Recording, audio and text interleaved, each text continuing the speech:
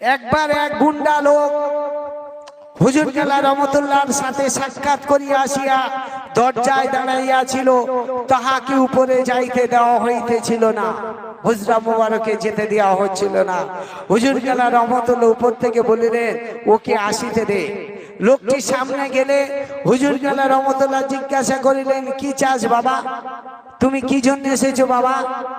লোকটি বলল, আমি আপনার কাছে মুরিদ হতে চাই, তবে আমার একটি কথা, আমি আপনার সমস্ত কথা মানিব, কিন্তু আমাকে মদ খাইবার অনুমতি দিতে হইবে।